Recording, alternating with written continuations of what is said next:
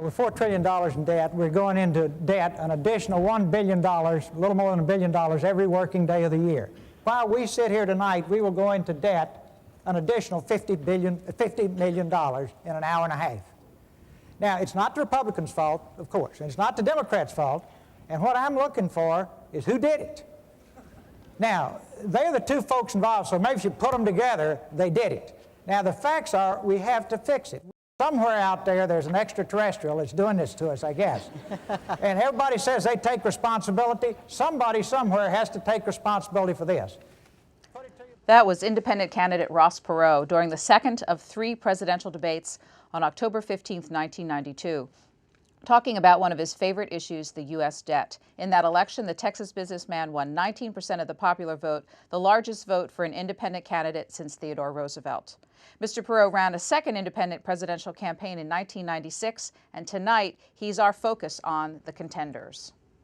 Good night, and thanks for being with us. We're doing this series as a way to look at American history through the lens of presidential candidates who failed in their quest for the White House, but had an outsized impact on American history. Ross Perot is our final of 14 people that we're profiling in this series.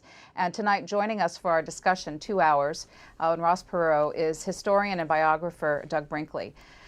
As a person who's done a number of biographies on 20th century political figures, what interests you about Ross Perot?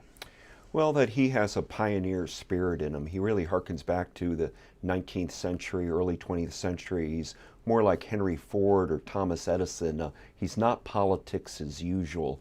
He really cares about the country. You know, patriotism's become kind of a cheap word. People throw it about. Ross Perot is sort of a super patriot. He's less interested in money and politics than he is in doing what's right for our country. This comes, I believe, out of his Naval Academy background, his constant service to our country, looking for POWs and MIAs during Vietnam, and constantly supporting our special forces. But the clip you just ran tells you that in '92, Perot was on what is the central issue of our upcoming presidential election, the national debt. When he gave that clip, I think we were like $3 trillion in debt, $4 trillion. Today we're at $15 trillion.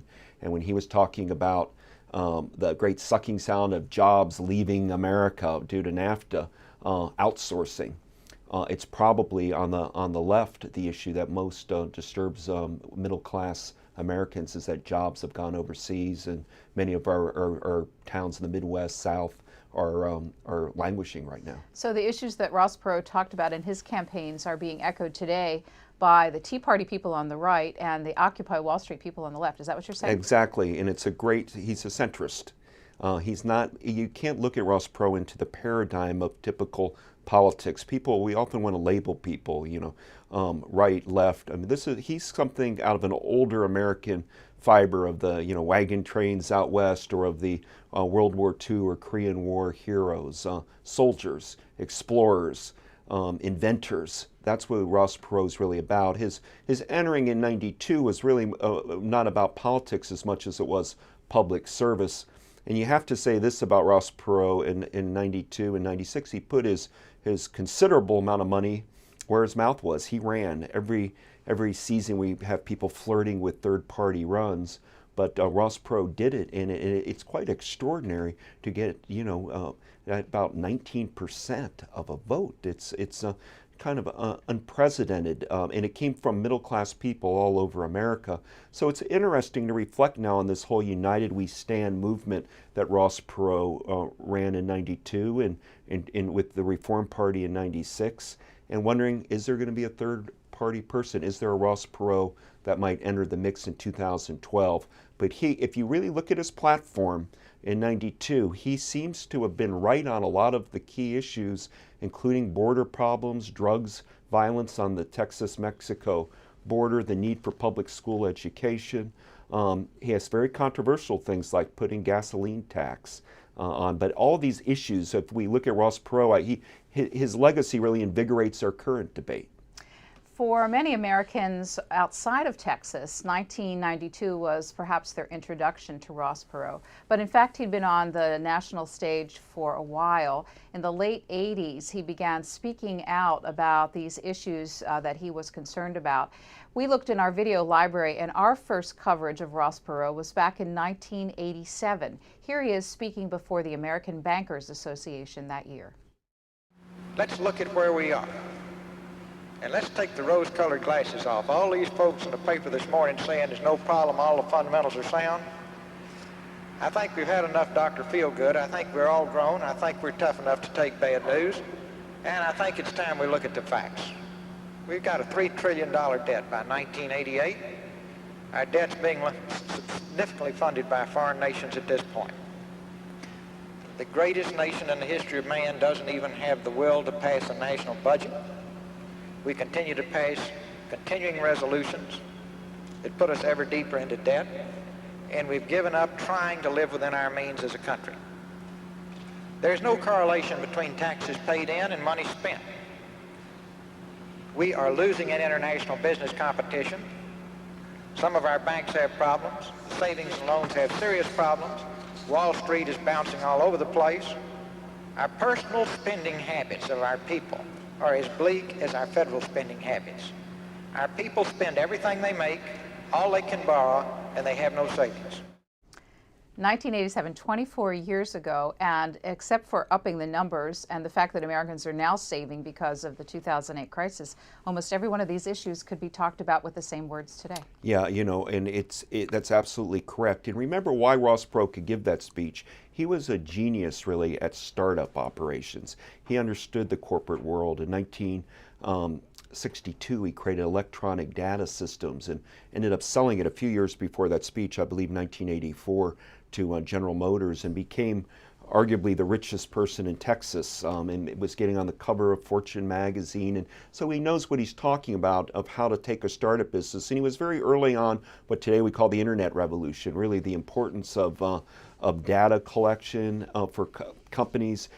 He even at one point invested in Apple with Steve Jobs at one point. He really worked, of course, for IBM when he was a young man. So he really wanted the United States in his adult life to be the great country it was of his childhood, the country that FDR brought us through in the Great Depression and World War II. That can-do spirit that it just it fills him up. And the fact that we were losing in the 80s to Japan a lot, and of course today our problems competing with China, and the fact that so many people in Congress seem to be bought and paid for, the lobbying in Washington and getting rid of lobbyists and corrupt politicians was at the core of the Perot message.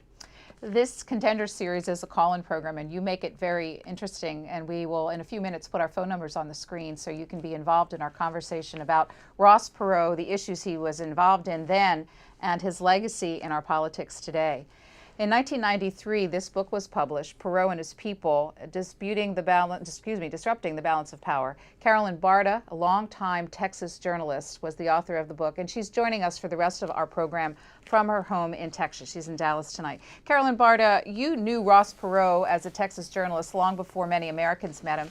Would you tell us about his roots in Texarkana and his upbringing and what shaped the man we knew on the national stage? Well, Perot was from Texarkana. He had a very average Texas childhood. He lived in a strong, stable, middle-class family. As a boy, he broke horses. He traded horses. He was an Eagle Scout. Even in later life, I think that he kept all the traits of the Eagle Scout. He would set objectives for himself, goals, and then try to pursue those goals. So, you know, he was very much in the Texas tradition of the day, and as he grew, went to the Naval Academy and then started his own businesses, he was sort of represented the, as Doug said, the can-do spirit of Texas. I mean, his vision was big, the state was big, there was boundless opportunity here, the sky was the limit sort of thing. And so he really sort of played into what was sort of the Texas mythology with Texas politicians who were larger than life, very successful businessmen who made a fortune here. They were risk takers. They were not afraid to fail. And that was the sort of spirit that he had and that I think got him into this thing. It's worth noting that at the Naval Academy, Ross Perot was president of his class his last 2 years, so early on showed leadership traits and the ability to galvanize people under his leadership that we would see later in life. Just a quick overview of his business career. Let's take a look at after the Naval Academy. He left the Navy after 4 years and went to business, as we've mentioned, into IBM as a salesman, where he quickly became the top salesman for the company. That was in 1957. By 1962, he had founded his own company, which is Electronic Data Systems. In 1984, he sold EDS to General Motors for $2.4 billion and then stayed on the board for a number of years afterwards. In 1988, he founded Perot Systems, and in 2009 sold that company to Dell Computers for $3.9 billion, the source of his great wealth. But Carolyn, Barta, he also is, he and his family are known as philanthropists. Can you talk about that side of Mr. Perot and his family? Well, they've just given a fortune to all sorts of charities here in Dallas, and Mr. Perot himself has made many anonymous contributions in small ways, has helped individuals and without people even knowing about it. But you know, there's a hospital here named for Margot Perot, his wife. He's given a whole lot of money to the Boy Scouts. I mean, it's just endless, their philanthropy. Doug Brinkley, you mentioned earlier his involvement with the Vietnam POWs. Can you tell us a little bit more of what you know about his interest in that issue and also how it created a divide between him and a later president? Well, we just mentioned he graduated from the U.S. Naval Academy in Annapolis as the president. I mean, that's a big deal. And he was the sort of person in the Navy who believed you're only good as the guy left behind, meaning he was a great leader.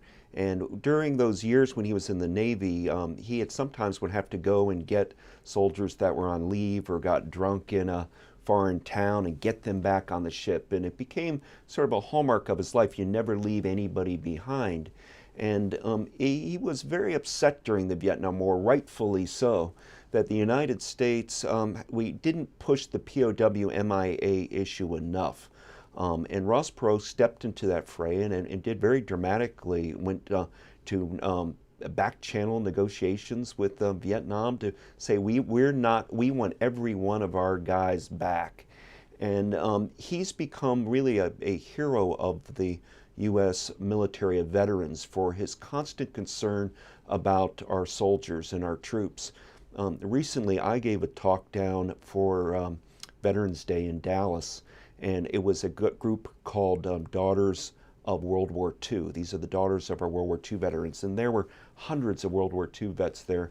And I got to talk with Ross Perot over at dinner one night, and one of the most amazing stories he told me was that recently, when our SEALs team killed Osama bin Laden, they shipped him, they thought so much of him, our special forces, they shipped him the staff, the walking cane of bin Laden.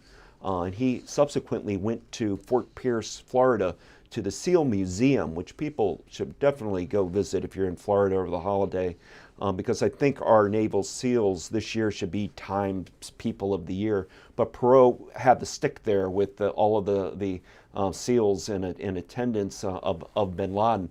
That was just a tribute to how conscientious he is about getting jobs for former service people in his companies, helping veterans whenever he can, and particularly with the special forces, which he thinks represent the best of the American spirit. We visited his boyhood home in Texarkana. We're going to show you that. And as we're looking at that, I'd actually like Carolyn, Barta to talk about his involvement at the behest of Texas governors in some issues, including the war on drugs and education reform in his home state. Well, he was appointed to a couple of task forces, one by former Governor Bill Clements, and then another one by former Governor Mark White. So Clements was Republican, White succeeded him as a Democrat. They both tapped Perot, asked him to serve. And one was on education reform, and I think it just kind of points out how Mr. Perot was always one to speak his mind. He was never afraid to say what he thought. And he thought that in the public schools there should be special classes for talented kids, and for the brightest kids should go to better classes. And some of the parents, Texas parents, thought, well, that's elitism, and maybe we don't want that in our public schools. And so Perot just very sarcastically said, okay, let's put all the fat girls on the drill team. Let's have everybody be the quarterback. And so it was just sort of an example of how he always spoke his mind, but he was never reluctant to take on a job if he was asked to do a job like that for a couple of governors. It showed that the Democrats and Republicans both liked him. And for years, his name had been mentioned as a potential candidate for something in Texas because he was a leader. And he was also sort of in the tradition of old-time Texas politicians. People like Speaker Sam Rayburn, well, going back even to Sam Houston, Doug, in the Republic of Texas, that kind of a charismatic leader, Speaker Sam Rayburn, LBJ, Governor John Conley, Governor Clements, who certainly was one to speak his mind, Governor Ann Richards, who was in a class by herself as well. So he was so much like some of these older Texans who would just tell it like it is, and didn't mind doing the hard work to, if he thought it would help the state or help the country, he didn't mind doing the hard work to do it. Carolyn, let me jump in at that point. One more bit of the Perot biography building with the American public we're going to put on the screen before we get to his campaign in '92. In Iran, a number of EDS workers were held hostage, and Mr. Perot was personally involved in the rescue of those, something that was later captured in a book by Ken Follett called On Wings of Eagles. It became a national bestseller and later a movie on television. Can you talk about how this, and you've watched a lot of politicians, building the personal biography through the telling of stories like this, and how he did that effectively? Well, this is an amazing story. In 1979, Jimmy Carter was president. You had the beginnings of the Iranian Revolution, and two of his workers for his company for electronic data systems had been held captive, and he wanted them sprung free. He went and hired former special forces people to go in and find a way to get them loose. And they ended up using an Ayatollah Khomeini rally to go in and spring a prison where not just the two Americans or his two employees were released, but about 10,000 political prisoners got released. And they had a rendezvous, and they got a very dangerous trip where it's sort of a cloak and dagger kind of story, but they were eventually been able to get smuggled out through Turkey. So this was a highly successful extraction, maneuver of getting in there and getting his guys back. And it gets back to what I said earlier about the POWs and MIAs. Ross Perot believes in loyalty first and foremost. If you work for him and you're loyal to him and his company, whatever he's up to, he'll do anything for you. And if you listen to people that know him well, that's the number one trait, personal loyalty to people that he believes in. We've got a great photograph from that period of Mr. Perot with actor Richard Crenna, who played Ross Perot in the On Wings of Eagles movie that was shown nationally on national network television. Well, it's at the beginning of months of 1992, and set the stage for us about the George H.W. Bush candidacy, his bid for re-election, and how the public was feeling about him. Well, remember George Herbert Walker Bush, or 41 as he's popularly called now, had quite an impressive record in foreign affairs. I mean, he oversaw the Berlin Wall coming down, the apprehension of Noriega in Panama, the breakup of the Soviet Union, the end of the Cold War, and in 1991, the Gulf War, which most people thought was a great success of ousting Saddam Hussein from Kuwait. But the economy was stagnant, and by early January '92, Pat Buchanan was going after President Bush is having a silver spoon in his mouth and was an elite, out of touch. There was a populist revolt within the Republican Party.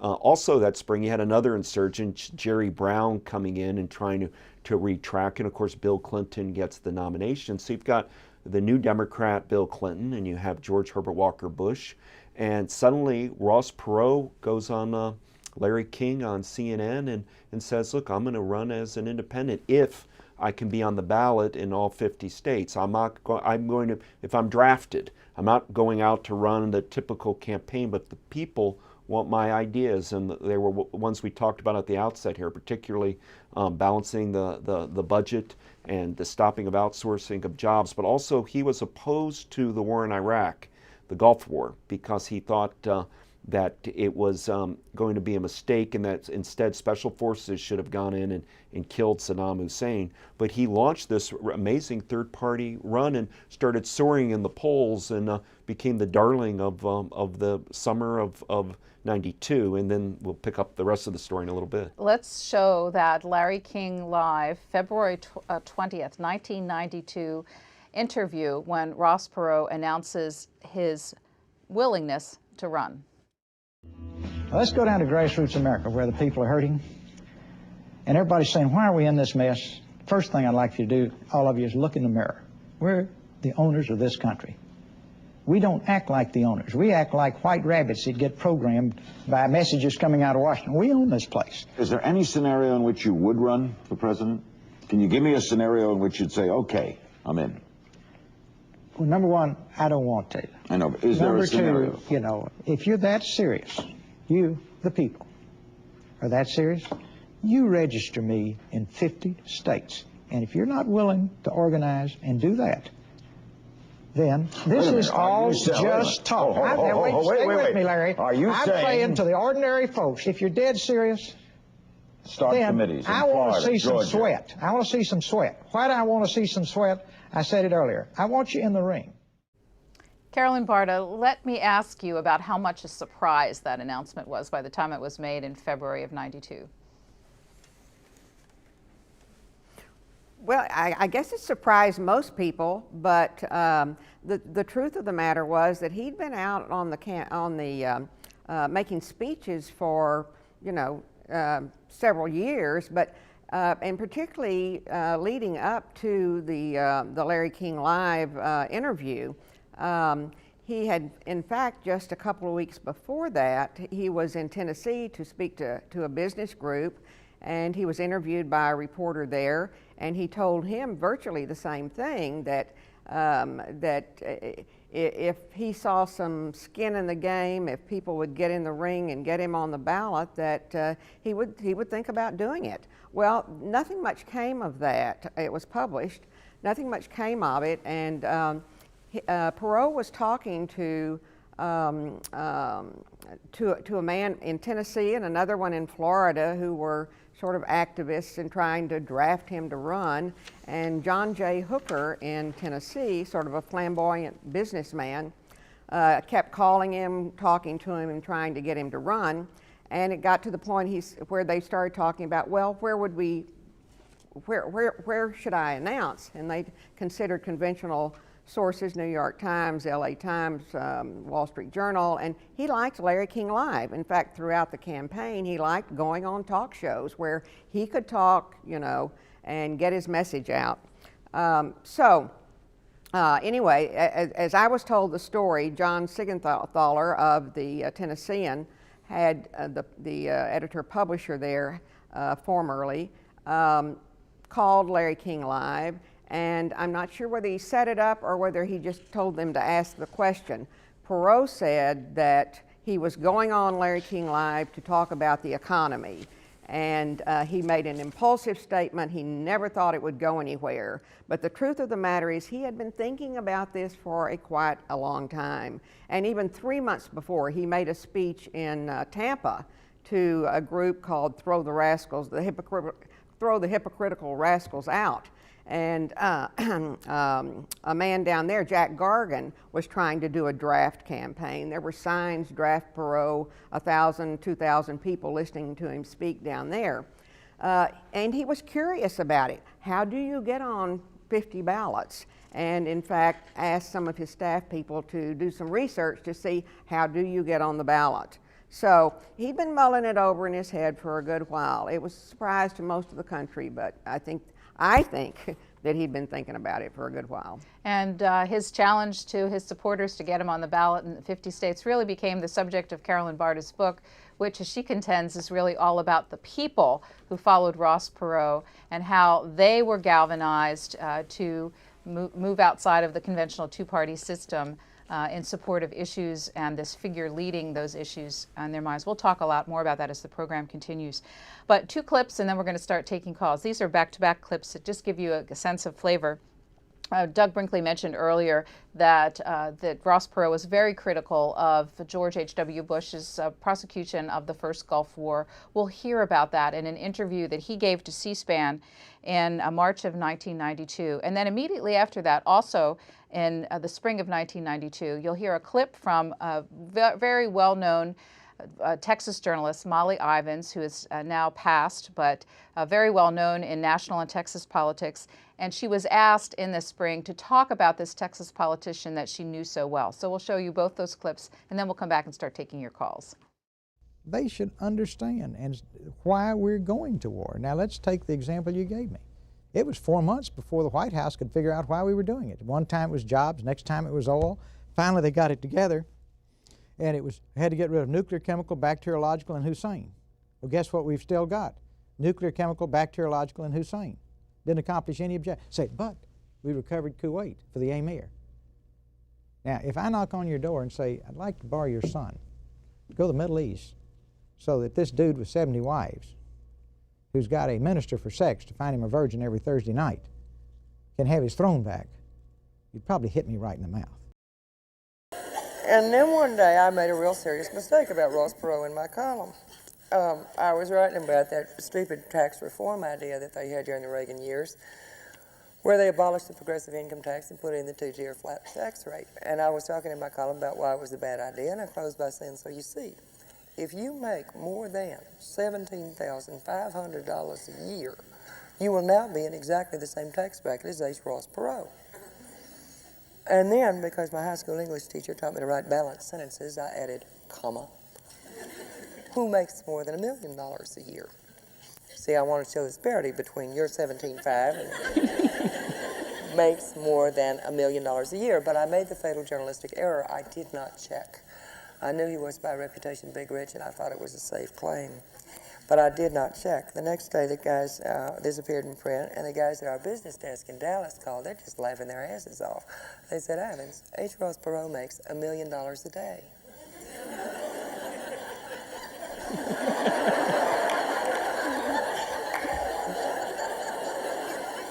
So I'm sitting there thinking, boy, this is going to be an embarrassing correction, when the phone rang, and an operator said, H. Ross Perot calling collect from Molly Ivins, will you accept? He really is funny. I like the guy, and I'm sorry about that, because I'm sure he is politically incorrect to an extent that would make people's teeth hurt around here. But in fact, I do like Ross Perot. He's a damn hard guy to dislike. There's a lot to like there. The downside is that basically guys who have made a lot of money in business tend to have a very hard time working in a system of checks and balances. The other downside is that the man is slightly paranoid, which is a bit like being slightly pregnant. And this is the Contenders, focusing on the presidential campaigns of H. Ross Perot, 1992 and 1996. Our guest here in Washington, D.C., Douglas Brinkley, presidential historian and biographer, and in Dallas, Carolyn Barta, a longtime Texas journalist who wrote a book about the Perot campaign and the Perotistas who supported him in 1992. Let's begin your telephone calls on the Contenders, starting with Ralph watching us in Chicago. Ralph, you're on the air. Yes, please. Thank you, Susan. Awesome. Didn't Mr. Perot pass on distinguishing himself from his two rivals who were heavily compromised in the war on drugs by not calling for a roadmap to peace on drugs As successful contenders, U.S. Grant and FDR used medical cocaine, and Tippecanoe, Harrison, and Cleveland used medical opium, along with Benjamin Franklin, and JFK used speed medically, and Washington, Jefferson, Jackson, and Lincoln used medical marijuana, and each of our last three successful contenders used both grass and coke medically as preventively as recreationally. Thank you. Doug Brinkley. Well, what we're really getting at is the so-called war on drugs, which became a popular phrase in really 1980s in the United States. And the problem was all these urban centers of whole generations of kids that were getting addicted to different types of narcotics. And Ross Perot saw that his whole life he's been a champion of education. In fact, in working for public schools in particular, and there were public schools that drug gangs were taken over. You couldn't even go into, including in Dallas, which was a very rough city. People forget back in the 80s and 90s. So Perot took a pretty hard line on cracking down on drugs, and of course we had the crack epidemic that starts hitting the United States after that. So I think he was tough on that issue. So if you are somebody who's a libertarian and believes that drugs should be legal in the United States, Perot would not be on your side. Matt is watching us in Plano, Texas, and you're on. Good evening, Matt. Good evening. I'm very glad you're having this discussion on H. Ross Perot. I wanted to make a comment and a question. He's had a profound impact, as Doug probably knows, here in Plano. He ended up moving his headquarters here, and because of that, I believe Dr. Pepper and a few other corporations decided to move here as well. And then later on, he ended up founding Perot Systems here as well. So he's had a huge impact where I live, and I thank him for that. But my question was about Admiral Stockdale and his choice as for Stockdale as vice president. How did that come about? As we saw later on, he didn't look too good in the VP debate, and I think it was a hindrance. I mean, I'm not sure how many votes it cost him, but it certainly didn't make him look good. But I just wanted to ask, what was the thinking and the decision behind selecting Admiral Stockdale as his VP candidate? And I'll take the answer off the air. Thank you. Thanks so much, Matt. In 1992, he chose Admiral Stockdale. In his 96 campaign, Pat Choate, an economist. Admiral Stockdale's selection. Admiral Stockdale is one of the greatest Americans who ever lived. He's one of the most decorated naval officers in U.S. history, and of course he had been a POW in Vietnam War, and had organized what they call the Alcatraz Gang of how to have a POW resistance. This guy, I think he won something like 26 medals, numerous Silver Stars, Medal of Honor winner. Admiral Stockdale later went on to become president of a naval war college. I mean, we're dealing with a very serious person in Stockdale, and Ross Perot just admired him slavishly. He thought this was the type of person that we needed in government, and so he chose him as his VP. It was an interesting choice. And what people forget in '92, Ross Perot did well in the debates. He clearly won the first debate against Clinton and Bush, and some people would say he won all three, but that's how he got to 19%. Pre-debates, Perot was at what, 8% or something like this. Post debates, he hit up to 19, so he did well. Stockdale struggled. He only had about a week to prepare. Debating with Dan Quayle and Al Gore, and he got out of the gate wrong by making a comment like, "Who am I?" because a lot of people hadn't heard of him before. He actually got a lot of applause when he did the debate, Stockdale, but the media went to town on him, and he never really wasn't ready for Admiral Stockdale, for that media frenzy that you have to expect. So it made some people question whether Perot could be president, because some people didn't think Stockdale had the political skills to be president. On the other hand, Admiral Stockdale is some energetic U.S. military historian working on a PhD should do a biography of this man. They don't come any better than Admiral Stockdale, and I hate that we remember just his fumbling of a debate question and not remembering what an extraordinary military, the service of Admiral Stockdale is almost unparalleled. Carolyn, Barta, spring of 1992 progresses into summer, and the people who are enthusiastic about Ross Perot begin the work of meeting his challenge of getting his name on the ballot in all 50 states. Will you describe to our audience ballot access in this country and as it existed in 1992, and how big a task they faced? Well, it was a huge task. In order to get on the ballot in any state, you have to meet the laws of that state. So if it's a petition that you have to get 100,000 names on a petition, or you pay $1,000, it could be, the range of requirements for getting on the petition is just extraordinarily diverse. But in most cases, it's very hard because you do have to collect all these petition names in most cases. And sometimes you have a very narrow window in which to do it in. And so what happened after Larry King Live, people started calling the Perot headquarters saying they wanted to get in the ring with him. They wanted to do whatever they could do to make him run.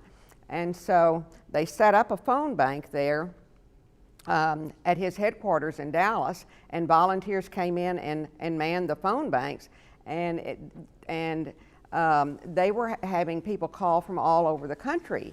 They set up a very sophisticated phone bank where, somebody would call in, and if they were from a certain state, did they want to work on the petition drive?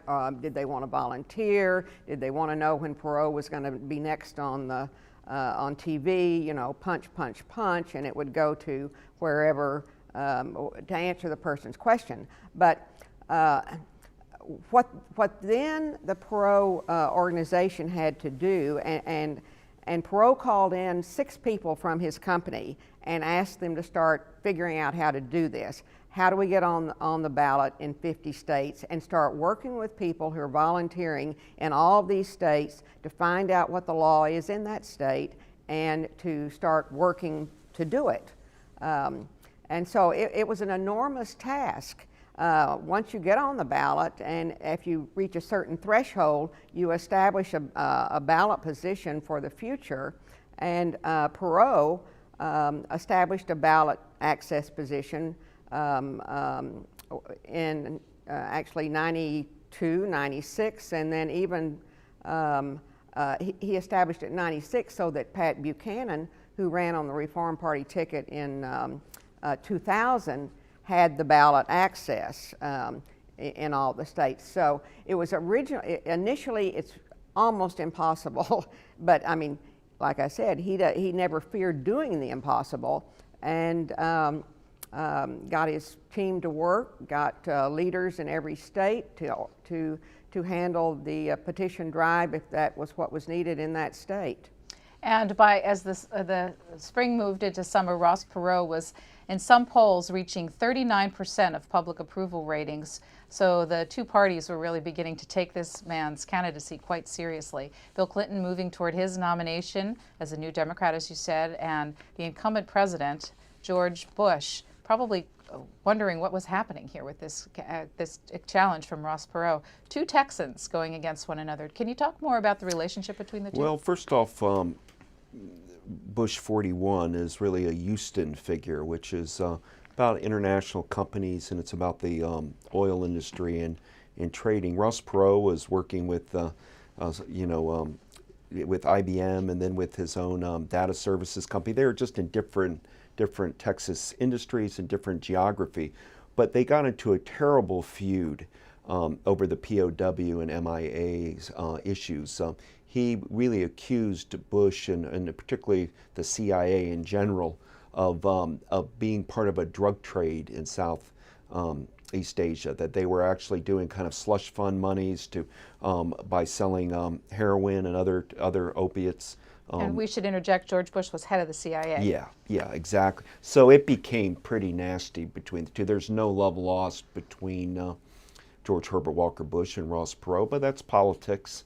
And so the bigger question in '92, as we're talking about this, I'm thinking we just heard about this sort of populist campaign of Perot, but remember he had he put somewhere around 12, 13, million dollars of his own money into the game, maybe more. And he was also able to buy these TV time, half-an-hour television commercials. One half-an-hour infomercial of Ross Perot garnered about 10.5 million viewers. So he was following no real rules.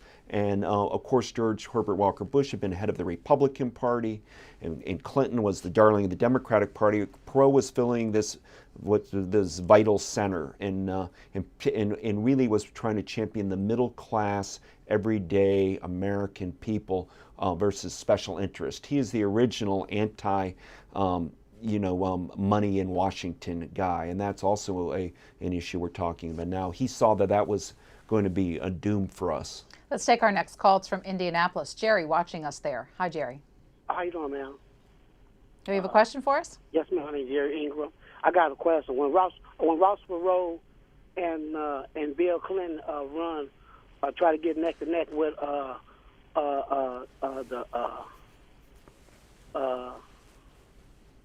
Lyndon Johnson and Roosevelt, you think that we need to go back and try to see what can we do about jobs and everything? People help the economy, talking about the Republicans and everything, but the problem came when the Republicans started when George Bush was in the White House. So you can't put the problem on President Barack Obama. So we got to try to come ahead. Everybody try to come together, make it together, and, for the people, help the people, and get the people what they want in the country. People is going bad. Thank you, Jerry. Jerry actually reflecting the comments that Doug Brinkley meant about playing to the middle class of America. I'm going to move on to Darcel watching us in Leland, North Carolina. Go ahead. Yes, I was one who signed up for Ross Perot, and I can say I know I was definitely responsible for more than 20 of my friends who I convinced not to vote democratically to vote for Ross Perot. So, Darcel, let me ask you, looking back now with the hindsight of 20 years, how did you feel about that whole effort for Mr. Perot? Well, first of all, I really appreciate that he went outside the box. And one, I think, his most important speeches was that chicken and chips. You guys have to bring that tape out. That one didn't know anything about, nothing but chicken, and the other one didn't know anything about computer chips. And I thought that was just one of the most laughable moments because both President Bush and now President Clinton had no idea what was going on. They looked sort of dumbfounded, and I was very proud that my sorority sister was one who was head of that. She moderated that debate.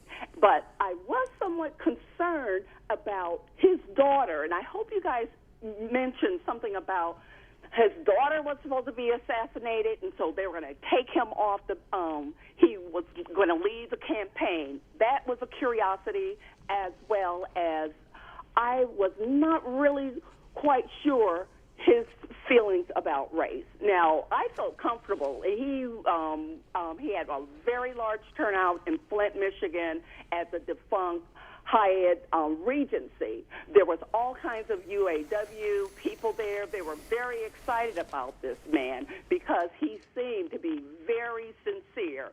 And like when he was telling some of the volunteers, you needed to put some skin in the game because he's not going to put all of his money and just see it go for naught. But I think he was very responsible for any other third candidate, party candidate, to be involved. Because I was also involved with the Anderson thing. All right, let me jump in, Darcel, at that point. Thank you so much. Interesting, and I'm sure we'll hear from other people who were involved with the Perot campaign. I'm going to ask Carolyn Barta. She raised a couple of issues, but I'm going to get to them. So I want you to just answer one aspect of her question, and that is Ross Perot's views on race. On race? Yes, that's what she asked about. Are you talking about? On race? Yes. Oh, well, he made a speech at the NAACP in the course of the campaign. Actually, this was shortly before he got out, and things had not been going well in the campaign. The press was determined to put him through a primary because he hadn't been through one. There have been a lot of negative stories about, you know, he was conspiratorial, he investigated people and looking into his business, everything, his family. And anyway, things were not going well, and he did not like the way the campaign was going at that point. He had agreed to go make this speech at the NAACP, and in the course of the speech, there was a phrase, something like, you and your people. He used the phrase, you and your people. And for whatever reason, after it was over with, people interpreted it to be racist, that he was making some kind of racist statement. And it really devastated him because he had this image of himself as a great humanitarian who was very, you know, tolerant racially tolerant and had no animosity or racial prejudices, actually. And he came off sounding like a racist. And not long after that, he did get out. Well, we will pick up the story because, as we mentioned, by summer he was at 39% in the polls. People working on ballot access had been successful in about half of the states. And then in July 16th to be exact, 1992, an announcement from Ross Perot about his campaign. And then just 2.5 months later, a second announcement. We'll watch a little bit of both right now. We have said among ourselves and publicly that we must win in November. We must win a majority of the electoral votes. As you know, if we cannot win in November, the election will be decided in the House of Representatives. And since the House of Representatives is made up primarily of Democrats and Republicans, our chances of winning would be pretty slim. Now that the Democratic Party has revitalized itself, I have concluded that we cannot win in November and that the election will be decided in the House of Representatives. Since the House of Representatives does not pick the president until January, the new president will be unable to use the months of November and December to assemble the new government. I believe it would be disruptive for us to continue our program, since this would obviously put it in the House of Representatives and be disruptive to the country and the states, so therefore I will not become a candidate. The volunteers know that this is a critical time in our nation's history. Neither political party has effectively addressed the issues that concern the American people. They've asked me to run this campaign on the issues and to assure that the problems that the American people are concerned with will be dealt with after this election is over. I know I hurt many of the volunteers who worked so hard through the spring and summer when I stepped aside in July. I thought it was the right thing to do. I thought that both political parties would address the problems that face the nation. We gave them a chance. They didn't do it. But the volunteers, on their own, forged ahead and put me on the ballot in the final 26 states after July the 16th. The day we were on the ballot in all 50 states, the volunteers requested that I come back in because the political parties had not responded to their concerns. My decision in July hurt you. I apologize. I thought I was doing the right thing. I made a mistake. I take full responsibility for it. There's only one issue now, starting today, and that is what's good for our country. Looking back won't solve any of our problems. Looking forward, working together, we can fix anything. So, Carolyn, Barta, you followed this campaign and you understood the disappointment of the people who were working for Perot. What did you come to learn about the reason for him leaving in July and getting back in October? Well, I think there were several reasons that he decided to get out, and I already mentioned the press was they were doing a lot of investigative stories on him that he didn't like. But another thing was happening in the campaign. They'd brought some professionals in to help with the campaign, And the pros had just, in fact, sort of started taking over. It got really out of hand. Ed Rollins, well, he already had Ham Jordan, who was a Carter guy, who had been a consultant. Then he brought in Ed Rollins. Ed Rollins wanted to do a slick TV ads. He wanted to do the traditional kind of campaign, press conference every day. And Perot didn't want all of that. He wanted the very simple kind of campaign. He wanted to do it differently than anybody had ever done before. He just wanted to talk to the American people when he could on TV. He wanted to do his infomercials where he would buy time and get on TV with his flip charts and explain what he thought was wrong with America and how to fix it. And so the pros came in, were trying to build up a different kind of campaign. He thought he had lost control of the campaign, it wasn't fun anymore. And so I think for a variety of reasons, he decided, you know, this is not going anywhere, we're not going to win, it's grueling, and we might as well cut it off. Then there's another part to the story. A lot of his volunteers mostly were devastated. I mean, they were crying. They were so upset that they had, I mean, a lot of these people had put their lives on hold to work for him, to get him on the ballot. And then all of a sudden he's pulling the plug like this. But some of them were sort of smart enough to see through that. He urged the volunteers to go ahead and get him on the ballot because that would be their leverage. And some of them thought, you know, I think he'll probably come back. And in fact, when he came back and did the kind of campaign he wanted to do all along. He wanted to do a short campaign. He always said he thought campaigns should be no longer than 5 months anyway. But he came back, it was a sprint to the finish. He had 5 weeks when he came back in October. And he did his infomercials. He went on some talk shows and he finished the campaign like he started it. Okay, let me jump in there and take a call from Mike, watching us in Minneapolis. Mike, you're on the air. My call, great program. I've been watching all the series. I have a question that Mr. Perot, during his campaign, he used these demonstrations that he bought these commercials on TV, and I vividly remembered this as a young person, that he was illustrating all the debt that America has and going through all these, and I thought those were really powerful presentations. And never since then I've seen a candidate use that powerful presentation. And the other thing is that I've heard that Mr. Perot had accused the former President George Bush 41 of disrupting his daughter's wedding, and he wanted to take revenge, and that's one of the reasons he also ran. And in today's elections for 2012, who would Mr. Perot be supporting? Okay, thank you so much, Mike. Mike talked about the infomercials and the charts. Let's show you a clip of that, and we're going to come back to Doug Brinkley to talk about this use of campaign infomercials and charts to illustrate national policy issues. Let's watch. Tonight, Ross Perot, plain talk about jobs, debt, and the Washington mess. Good evening. We've talked a lot about the importance of having the American people fully informed so that they can make intelligent decisions as owners of this country. In effect, this is our first town hall.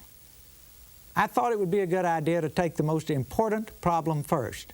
That problem is our economy and jobs. Here's the picture on our country's debt. Look at how it's grown over the years. We're now up to $4 trillion in debt. That is a staggering load for our country.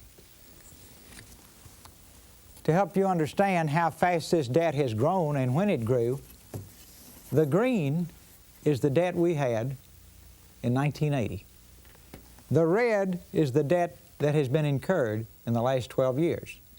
We've had an enormous growth in debt, and we don't have anything to show for it. Okay, here's another headache. It's like a guy that went into the hospital, thought he had a sore arm, found out he had gangrene. But here we are. We're tough people. We can handle it. Look right here at the red. 70% of that $4 trillion debt is due and payable in the next 5 years. Folks in Washington financed long-term problems, short-term, to keep the interest rates down. That's suicide in business. That's suicide in your personal life. That's suicide in your government. Doug Brinkley, did Ross Perot begin a trend that politicians would then follow with his charts, or was this uniquely Perot? I think it's uniquely Perot. Others would do it. Any of you guys at C-SPAN cover Capitol Hill, you see it happening in Congress all the time. But this was hitting a very large audience, and what's amazing is it's still the issue of our time right now. He was trying to really drive home a point that we were going to go down as a country if we kept racking up debt. He was a business person and a fiscal conservative and believed you had to keep your books balanced. And he ran really to make that point more than anything else. I read he once said, you know, I grew up as a young man wanting to become a pearl, and I ended up becoming an irritant to the to the oyster, meaning he's really wasn't. He wanted to wake us up to this, what he saw as a very large problem. And and the reason maybe 10 years ago the debt wasn't, particularly after the Clinton administration, we were getting a surplus, but in this 2011-12 environment, this pie chart is frightening. And as I said earlier, from 3 or 4 trillion, when you put that chart up, to today's 15 trillion in debt, Perot was on to trying to wake us up like a Paul Revere kind of figure, that this could be our doom of the United States if we didn't address this problem. Carolyn, Barta, we've had 2 callers that have asked about Mr. Perot's accusations that there were dirty tricks concerning his daughter's wedding, and that was one of the issues he talked about with his departure from the campaign in July. In the interest of time, can you briefly tell that story of what his accusations were? Well, yeah, I don't think he accused Bush of doing it, but he thought the Republicans were playing dirty tricks, and his daughter was getting married. It was one of the reasons that he did get out. I should have mentioned it before, but I don't know what there was the story was that they were going to put her head on somebody else's body in a photograph and sell it to the get the tabloids to use it, and you know, he was very concerned about his family, and he's, you know, his family was really special, and his daughters and the daughter's wedding, and so he just the thought of that happening was too much for him, and was another reason that he did get out. The caller's last question for both of you: is there anyone on the national stage today who would be an heir to Mr. Perot? Well, you know, one of the things when you're watching Ross Perot is kind of inventing a new type of third-party movement that he was running. Now, there have been other, since World War II, third-party movements. 1948, Strom Thurmond and the Dixiecrats, or Henry Wallace and the Progressive Party. 1968, George Wallace and the American Party. But he was really trying to create a centrist movement, hence why he hired Ed Rollins, the great Republican strategist, to work his campaign, and Hamilton Jordan, the great Democrat. He was trying to play it down the middle. I don't think we have somebody willing to get in the game like that. You hear sometimes Bloomberg, mayor of New York's name's been evoked. Donald Trump just does all these games for his own publicity, but doesn't really get into the game and focus on the issues. So I think one of the things in this Contenders program and thinking about Ross Perot is that he actually did it. It's one thing to talk about it, but to get on all 50 and get to the point where you're getting 19% of the American people, that Perot vote, that 19%, is still the middle class center that both President Obama and whoever the Republican nominee is fighting for. The working class, blue collar, patriotic, tax-paying American citizens in Rust Belt towns or in tumbleweed towns in the West that are hurting economically. And he's talking about a massive reform. He's most like Theodore Roosevelt's Bull Moose Party in 1912, and they were the 2 most successful third party for votes, not electoral votes, but popular vote of the 20th century. Carolyn, Barta, one question we didn't answer from an earlier caller was whether or not Mr. Perot's strained relationship, we'll call it, with George Bush was one of the animating factors in his campaign. Do you know if that was a factor? Well, I think it was a factor because he going back to the POW MIA days, he thought that when Bush was vice president that the administration was not doing enough to try to get the MIAs and the POWs out of North Vietnam. And then he thought that he went into the Persian Gulf War without a declaration of war. And he also thought that Bush was too focused on foreign affairs and was not addressing the domestic problems of the day. In fact, he thought he didn't understand the domestic problems of the day. And as Doug has mentioned, the problems then were very much like today. There are so many similarities with the economy in recession, the loss of jobs, people feeling like that it was no longer a government by, of, and for the people, but it was government for the politically powerful and the special interest. So many similarities. I do think that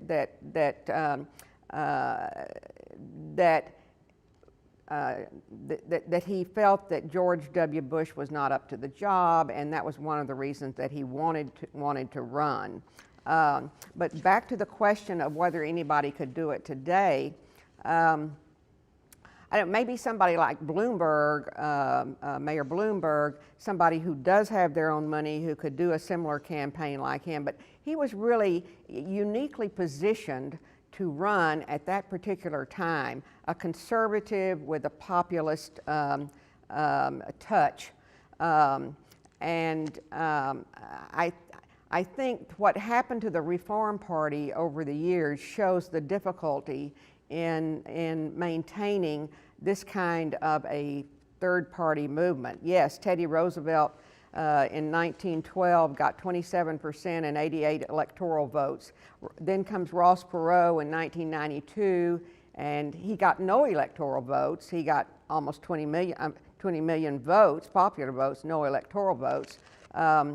Carolyn, with apologies, I'm going to jump of the vote. They were the most successful. Sorry, I'm going to jump in because we're at the top of an hour with 1 hour left to go.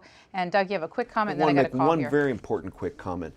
I think the viewers really need to understand this. When we show the pie charts of Ross Perot, and he's talking about this deficit and the debt, that could be Eric Cantor today. But what you also need to know, what makes him a more complex and different centrist figure, how are we going to make up that money? He says, Ross Perot, let's tax gasoline. Let's put 10 cents a gallon for 5 years, raise billions to pay that off. Well, the petroleum lobby, the oil lobby of Texas does not like this idea of taxing gasoline. But if we would have done it back then, with this so-called clean, sustainable, renewable energy revolution, more people paying more for gas may have triggered that new kind of innovation. And of course, the left is very much likes that. So that pie chart, on the one hand, it seems like a conservative pie chart. On the other hand, how to pay it is something that the Democrats like. It makes Perot a true centrist. Halfway through our 2 hour look at the contender Ross Perot of the 1992 and 1996 elections. Our next phone call is from Granite Falls, Washington. Gloria, you're on for our two guests. Hello, Gloria. Hello there. I just loved Ross Perot. Now, I remember the 1920s, and I would think of what does Ross Perot think of all through the political spectrum, down through those years, Franklin Roosevelt and all of the presidents, and we come to today a total insanity. I watched the House of Representatives, I watched the Senate, and everything has been turned around so that only the certain people with a great deal of money, it appears, are able to turn the elections to their good. So I just wish that the good, solid, rock solid intelligence, sensibility of Ross Perot could do anything to help us today. Thanks very much, Gloria. Colleen is up next in Rutherford, New Jersey. Hi, Colleen, you're on. Oh, hello. I have a really good question, but I just want to make a comment, and I'm glad I came after the woman who lived in the phone call prior about her living in the 20s, because I was in my early 20s in the 90s, and Ross Perot was the equivalent of a Ron Paul. The young people loved Ross Perot. I used to run home and couldn't wait to watch his pie charts. I learned so much from him, and I almost forget Bill Clinton in those debates, because it really was, Ross Perot really was the rock star for the people in their 20s. He had a huge following. I went to go see him down in Monmouth County. But my question is, he was very good friends with John McCain. And from what I understand, he lost touch with John McCain, I think, when John left his first wife. But he recently called a reporter from the New York Times when John McCain was running for president. And I believe that reporter wrote an article that because Ross Perot made a personal phone call to him. That's my question. Do you know anything about his falling out with John McCain?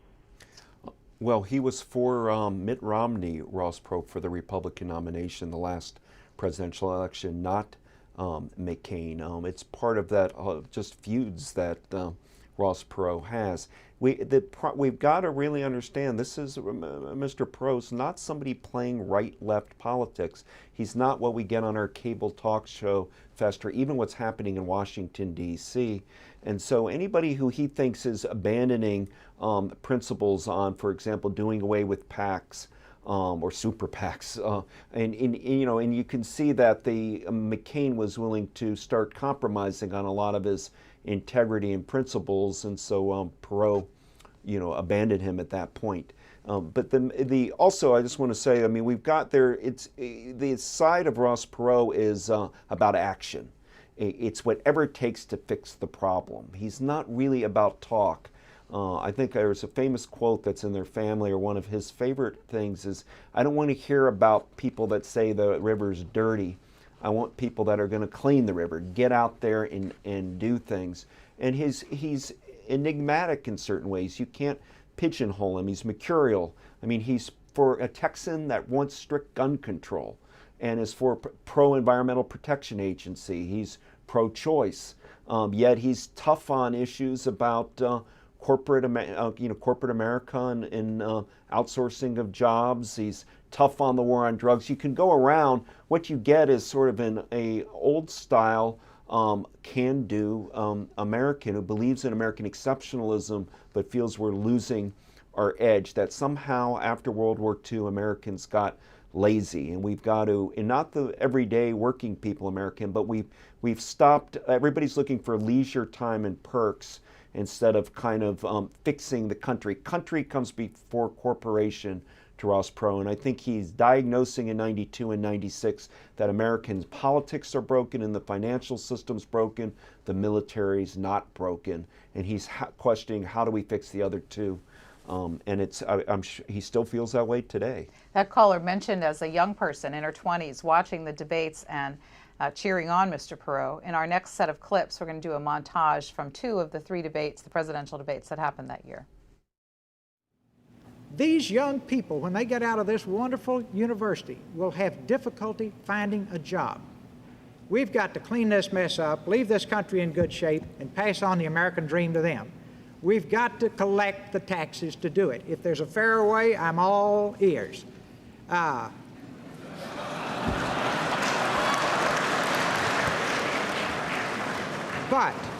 But, see, let me make it very clear. If people don't have the stomach to fix these problems, I think it's a good time to face it in November. If they do, then they will have heard the harsh reality of what we have to do. I'm not playing Lawrence Welk music tonight.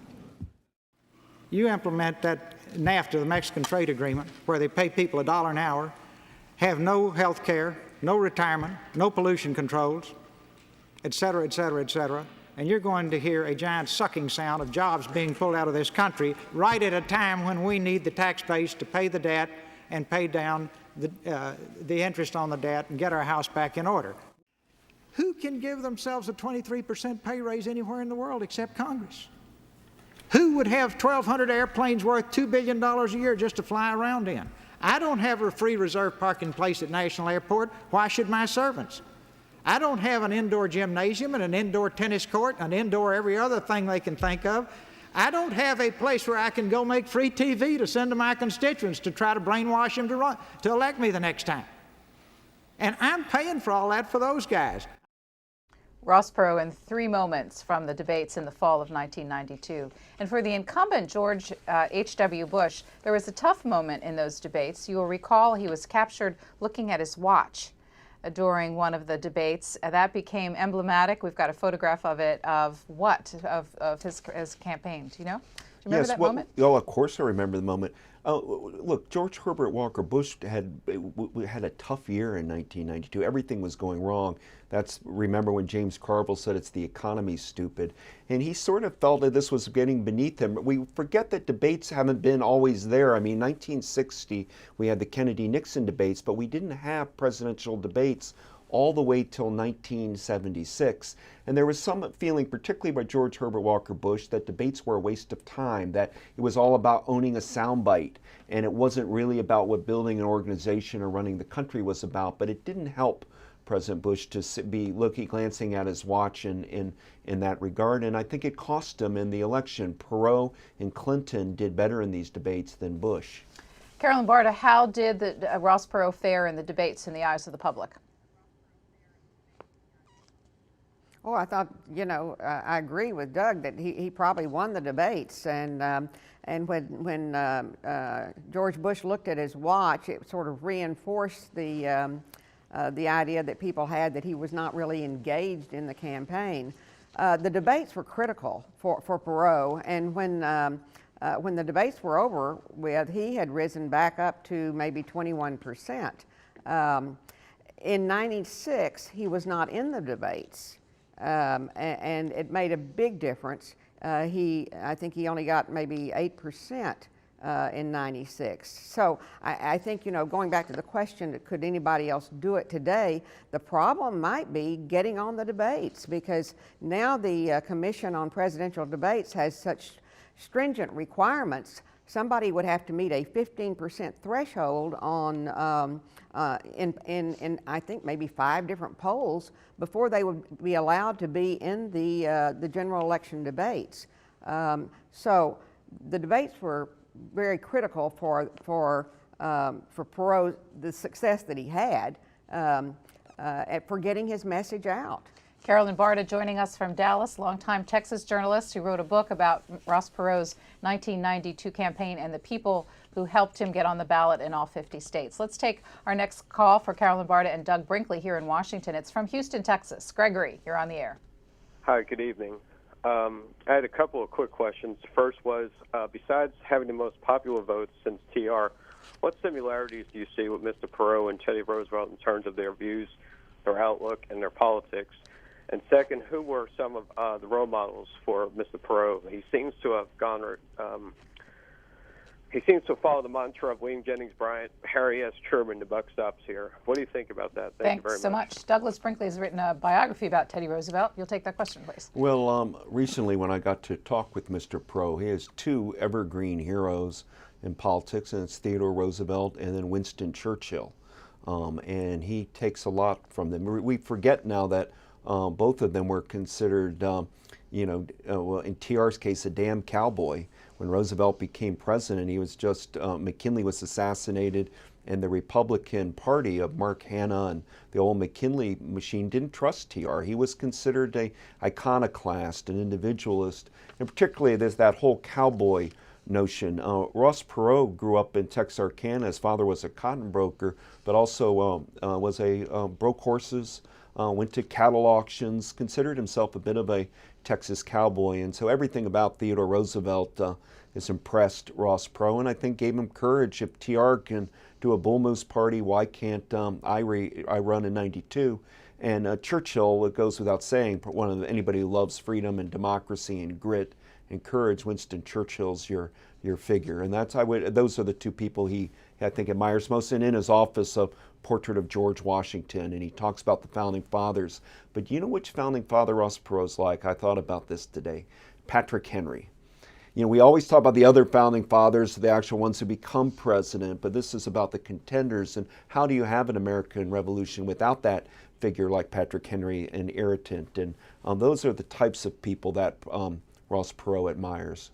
Next is a call from Ron watching us in Everett, Washington. We're talking about Ross Perot. Hey, Ron. Good evening. I'd like to challenge Dr. Brinkley a little bit. I think the comparison with TR, even though Perot may have idolized him, is heavily overdrawn. And you mentioned just a few minutes ago that, if I understood correctly, that Perot favored a flat tax, and of course that's the antithesis of progressivism.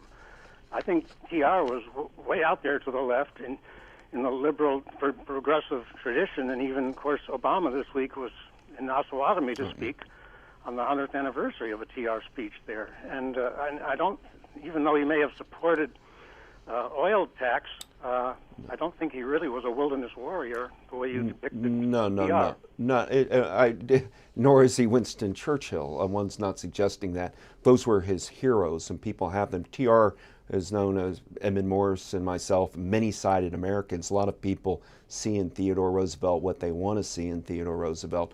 But this ability to, with TR and his love of the Navy, and wrote the two-volume War of 1812, and Ross Perot's devotion to the Navy's entire life as a Naval Academy graduate. You can't go to the Naval Academy and not admire Theodore Roosevelt in the Navy. And then also, as I mentioned, the cowboy side of TR. But no, when you're getting with the Bull Moose Party platform versus Ross Perot 92, there's many differences and many decades apart. But it's the Boy Scout part. Theodore Roosevelt, you mentioned Ross Perot as Eagle Scout. Theodore Roosevelt's the original champion of the Boy Scouts. So it's hearkening back to that kind of view of America. But in politics, great differences, and I wouldn't compare them in that the way you're suggesting to TR or Winston Churchill or anybody. It's just those are the people he admires and collects books on and likes to read about, and have inspired him in the same way Henry Ford and Thomas Edison were people that inspired him in business. Taylorsville, Illinois, this is Ed. Hello. Ed, are you there? Yes, from Taylorville, Illinois. Yes, sir. I voted for Perot in '92, and I believe that's how Clinton got elected, and Bush didn't seem like he cared whether he got elected or not. Thanks very much. Do you think that that Ross Perot was responsible for the election of Bill Clinton, Carolyn Barta? I do, and I think there were two impacts. One is he similar to Teddy Roosevelt, he split the Republican vote, and in that way Roosevelt denied Taft a second term. Perot split the conservative vote and denied Bush a second term. But he did another thing, I think, by getting in the race and beating up on Bush all along the way. He kind of softened him up for Clinton to come in and make the kill. So I think it was sort of a two-tiered effect there. And I'm not sure, how the campaign would have played out without him, but I certainly think that part of the impact of his being in the race was that Clinton was elected. Next call is from Rick in Memphis, Tennessee. Hey, Rick, you're on the air. Hey, great. Glad to be here, folks. So I'm going to assert that Ross Perot, the last time he ran, was exactly what the United States needed. And now, there is no question, much stronger, he's exactly what the United States needs. And I would like to ask, I'm not too well up on what's going on, why is he not in the 2012 race? And also, why in the world are neither the Republican or Democrat candidates making a run in Ross Perot's image? I don't see how anybody running like that could help but win. Carolyn Barta, why have we not heard from Mr. Perot this cycle? I think his time has passed him. I think he had all of it that he wanted in '92 and '96, and was really sort of a reluctant candidate in '96. And I think that he's he's older now. I just think he's not interested in getting back in the fray. Ross Perot, 81 by our calculation, born in 1930. Kalamazoo, Michigan. Connor, you're on. Ross Perot have any opinion of fellow Reform Party member Jesse Ventura? Thank you. I don't know his opinion of him personally, but he did not get behind Jesse Ventura, who Was a little surprising because Ventura, being a Navy SEAL, and of course a reform governor of Minnesota, but Ross Perot didn't really get behind him in his efforts very much. So there's a little bit of a schism there. I think by 1996, Ross Perot felt like he did what he wanted to do. I again stress for people this notion of being an irritant on the. He was always trying to just make us pay attention to issues. I know when we talk about running, you're talking about winning the White House, but I think Ross Perot, more than personally becoming president, you probably wouldn't have picked Stockdale if that was his sole intention in '92, was to remind people of of duty, honor, country, old style American values, and to grapple with that debt issue, which he, as a business person, well, he found repulsive, a bad road for America to take.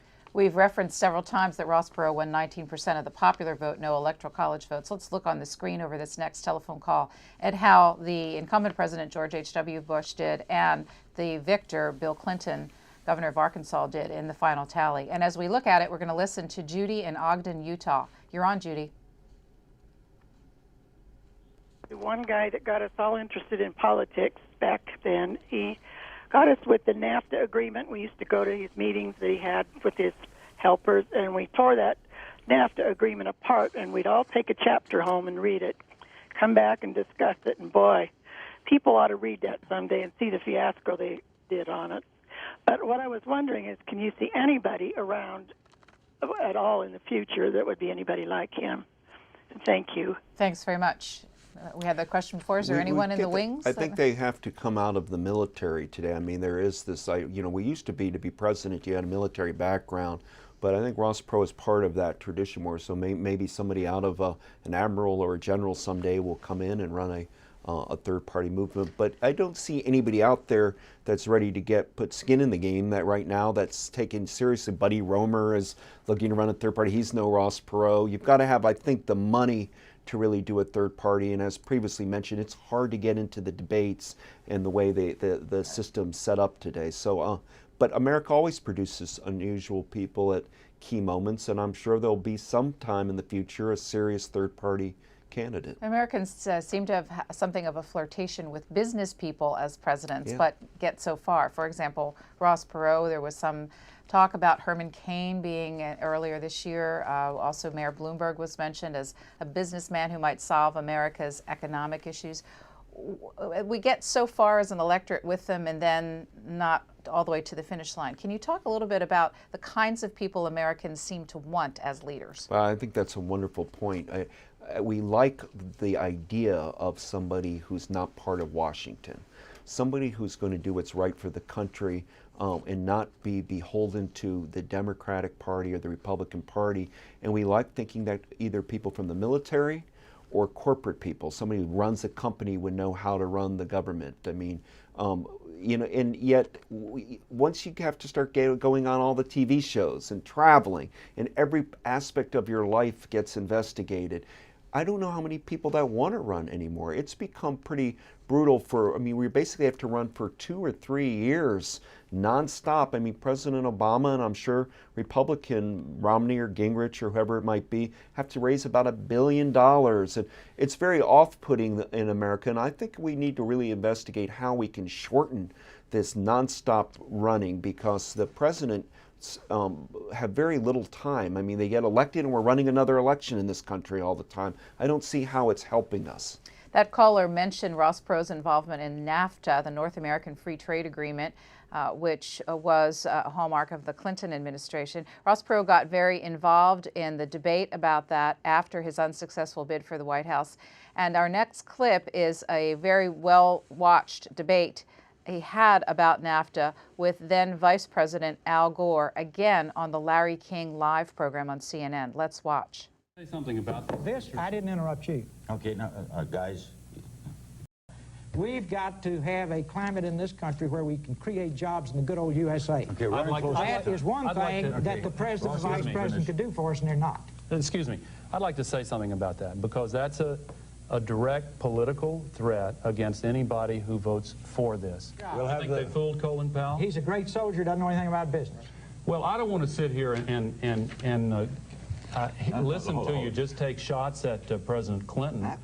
If we keep shipping our manufacturing jobs across the border and around the world and deindustrializing our country, we will not be able to defend this great country, and that is a risk we will never take. He started off as head of United We Stand. I'm afraid he's going to end up as head of Divided We Fall. Everything that he is worried about will get worse if NAFTA is defeated. This is an historic opportunity to do that. Thank you both for this historic evening. Carolyn, Barta, the body language in that clip from Larry King Live is really interesting to watch. Looked at some reporting, and it suggests that support for NAFTA before that debate was only about 34%, and after, I'm not sure directly related, but after, it went up to 57% among the American public. What was the view of how Ross Perot fared with this issue? You know, I really can't say. I don't recall. I just remember that he had the debate with Gore, and I did not realize that he lost that debate as decisively as you have just said. I thought a lot of people agreed with his position that, you know, the giant sucking sound with the jobs going away, and in fact, I think he's proved to be prescient about that. That's what's happened. Next call is from Larry in Florida Keys. You're on the air, Larry. Hey, how you doing? I appreciate the opportunity. I just wanted to ask, this TR set up, it's not the first, definitely one of the first national wildlife refuges down here in the Florida Keys to protect birds who were being poached for their feathers. Did that ever come up in any of the debates in that year? I'm old, but not that old. Okay. Thanks very much. Do you recall that conservation issues were very much at the forefront in 1992? No, but Ross Perot, as when you hear about that anti-NAFTA, is very worried about the environmental degradation going on in Mexico. He was somebody who wanted corporations regulated, as I mentioned earlier, pro-EPA. The caller's talking about Theodore Roosevelt in Florida had protected Pelican Island, Florida, off of Vero Beach, created our nation's first national wildlife refuge, and then went and saved the Tortugas and saved Ocala National Forest, saved part of the area, what is today Ding Darling National Wildlife Refuge. So TR was very much in bird protection and protecting of wild Florida. I would not put conservation in that way high on Ross Perot's list, but I put him on the side of being a conservationist. He was simply by, in that climate in '92, to be pro-EPA in the way that he was. As you know, in this election, many Republicans don't like the EPA. Ross Perot did, because he never really he did feel that companies needed to be regulated. In 1994, the GOP had a historic retaking of the House of Representatives. Newt Gingrich, who is a candidate for president this year round, was looked upon as the architect of that, became Speaker of the House, and set the stage for a huge debate over the size of the debt, leading to a government shutdown that very much pitted the two men, President Clinton and Newt Gingrich, against one another. How responsible was Ross Perot's highlighting of the debate issue for those subsequent events? I mean, the deficit issue. That's a good question. I think it was quite important. I think it started making people worry about the deficit. But again, remember, Ross Perot's talking about paying for it with a gasoline tax, which you don't hear Republicans talking about. But it became a big worry of people by the time of, throughout the Clinton era. And I might also add, when we're looking at that famous Gore Perot clip, remember NAFTA became popular with both Democrats and Republicans. It was Al Gore and Bill Clinton were pro-NAFTA, but also the George Herbert Walker Bush Republicans very pro-NAFTA. It was only, labor unions were opposed to it, and here you have Ross Perot, probably more right center than left center, deeply opposed to it for the reason he said. I think the outsourcing of jobs more than anything else is what Perot was focused on in the mid-90s. Carolyn, Barta, you told us a little bit about this story before, but in 1995, Ross Perot started to organize what became the Reform Party. Can you tell us a little bit about that effort and how the Reform Party took shape? Well, the people who had worked on the Perot campaign in '92 wanted to remain involved, and for a while even, were very active in, as shadowing their congressmen, sending letters and so forth. So the Reform Party then was organized to try to create a vehicle that would be a stable political influence, a third party. And and then there was, in the convention of 1996, Perot and Dick Lamb, who had been the governor of Colorado, indicated an interest in running on the Reform Party ticket, and Perot reemerged to lead the ticket. So that probably was the high point for the Reform Party. After that came Jesse Ventura was elected governor of Minnesota in '98, I believe, and then 2000. Pat Buchanan was the nominee, the presidential nominee for the party, and Buchanan was a firebrand conservative, but also a populist. But he certainly could not, motivate the Reform Party people like Perot did, and the party was sort of found. It initially was established with the same kind of priorities that Perot had set in his first campaign: reducing the deficit, term limits, some of these issues that ended up being in the Contract for America. So I think there was definitely an impact, and you saw the Republican Party co-opt some of those issues. Term limits was never passed, but it was part of the contract, Gingrich's contract. So I think that with Buchanan in 2000, the party was struggling to find its core. What was it all about? And a lot of people thought that Buchanan did not really represent them, did not represent their interests very well. And I think what's happened since then, the party really has sort of fizzled. There are still a few state affiliates that are trying to be active, maybe a half a dozen or so. But their presidential candidate got a handful of votes in the last time around. So I think it just shows us that it's really very hard. I thought that it was going to be a stable political influence, and that once established, that it would be a challenging party in years to come. But that's not happened. It certainly has just fizzled, and actually, I think, sort of re-emerged in the Tea Party movement. So I think maybe these movements just have a short-term life. Let's go to Galveston, Texas. Joe's watching us there. Good evening, Joe. Yes, hello. Yes, sir.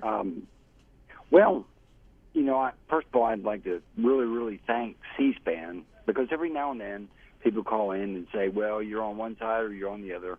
But by and large, I think you're probably the most unbiased media available and the greatest asset to being able to understand what's going on in our political situation that we have. And I really appreciate the way I have so many people on from both sides, and I think it's a wonderful, wonderful thing to watch and ask all these questions. Thanks for your kind words. Do you have a comment about Mr. Perot? I do. First of all, I'm from Texas, so we got really involved when Ross Perot was running, and he said so many things that made so much sense, and a lot of people got behind him. And first of all, I don't think that the balanced budget would have happened had not Ross Perot been up there having all those charts and graphs to educate people. But I would like to hear David Brinkley's comment on that. And one more comment, and that would be that when they talk about Teddy Roosevelt was the one that broke up Standard Oil in New Jersey, and I can't imagine Ross Perot ever being someone that would condone breaking up a large corporation. So Teddy Roosevelt was kind of in a league on his own, but I would like to hear David comment on that. Thanks very much. It's Doug Brinkley, who's our guest tonight. Probably happens to you pretty frequently. It does. But Teddy Roosevelt seems to have struck a chord with a number Well, of he's in the air now. President Obama just gave the anniversary in Kansas, or talked about the new nationalism. But I think a couple things I'd just like to mention. I'm reflecting on what we've been talking about here. One of the big things to keep in mind with Ross Perot in '92 is that you had the Soviet Union collapse. The Cold War ended in '91 when Perot's entering in '92, and there was a lot of jubilation with that. We've been fighting the Cold War from Harry Truman on down. Taxpayers had built up this huge deficit to win the Cold War. And the fact that Perot was being this sort of irritant in the 90s, worrying about our deficit, and everybody was running up deficits all over the world. He seemed a little more erratic than maybe today we hear these bites and he seems prescient on a lot of things, but he was sort of a fly in the ointment of 92, 93 when America was the buzzword was globalization. And also political correctness became a great term. Well, he wasn't keen on globalization. He was about America first. And he was kind of a curmudgeon in many ways on a lot of issues. So I'm not sure we could have even done this sort of retrospect on Mr. Perot like we're doing tonight. Maybe even a decade ago, he would have seemed a little more of a quirky, offbeat character. But there are those sides to him in his biography. But his central premise of the points he raised really resonate with people right now. And again, with Theodore Roosevelt, the point about TR is only one, and that's about service to country. That's what TR was all about. You don't lie, you tell the truth, you stay loyal to your friends, and the service to their country. And it's in the American grain. It's Americanism. And that's what spoke to Ross Perot. Not every issue that TR took on all this, but it was the character of the man. In 1996, the economy was getting pretty robust. The tech bubble was part of our economic fabric. Bill Clinton was the incumbent president seeking re-election. The Republicans had nominated longtime senator from Kansas and Senate leader Bob Dole. And the big difference, as our guests have said, was during the fall campaign, Ross Perot was not permitted to take part in the debates. On the screen right now are the results on election night 1996, with President Clinton achieving 49% of the votes, 379 electoral college votes. Bob Dole, 59 electoral college votes with just 40% of the vote. Ross Perot, again, 0, and different showing than his 4 years earlier, just over 8% of the popular vote in the 1996 elections. Our next clip is Ross Perot on election night 1996, talking about the future of the Reform Party. We're going to keep the pressure on the major issues. I think they've gotten the word on campaign finance reform, don't you?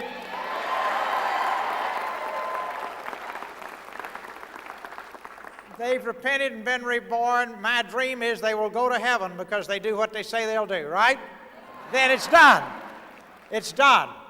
But that's got to stop. We have got to get that done, and we have got to get campaign reform in terms of the time for campaign and all that done.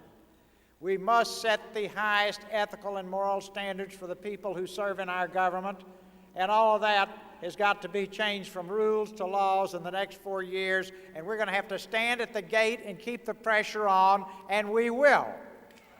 Now, we will not let our children and grandchildren pay an 82% tax rate, which our government forecasts they will.